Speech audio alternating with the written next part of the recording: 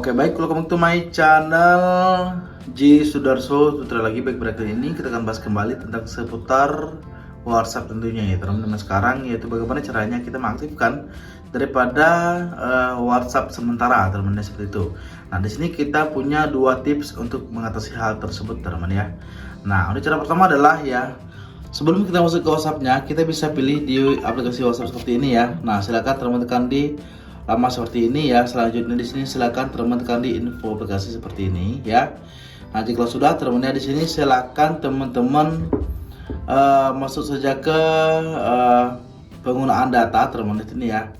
Nah di sini silakan teman off-kan di sini ya. Nah matikan data seluler dan nonaktifkan wifi ya. Itu yang pertama teman ya. Nah selanjutnya ya, untuk yang kedua adalah silakan teman masuk ke WhatsApp seperti ini ya. Nah di sini silakan teman tekan di titik 3 ya dan masuk ke pengaturan seperti ini. Jika sudah di sini silakan teman-teman masuk saja ke penyebaran dan data seperti ini ya. Di sini ada tulisannya proxy teman ya. Nah dan teman tekan di sini ya. Selanjutnya di sini silakan teman tekan saja di ini ya. Boleh teman ya. Nah sudah ya. Nah di sini silakan teman buat di kodenya 1.1.1.1 ya, sampai 4 kali seperti itu. Dan jika sudah teman-teman keluar seperti ini dan teman aktifkan yang ini ya, maka teman ya untuk WhatsAppnya segera nonaktif teman ya.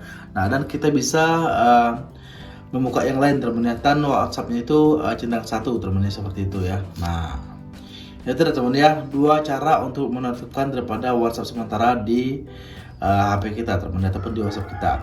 Oke teman, mungkin demikian ya caranya teman. Jangan lupa subscribe, like dan komen di channel ini biar kita lebih semangat bikin tutorial menarik berikutnya. Kita teman next time dan bye bye. Peace.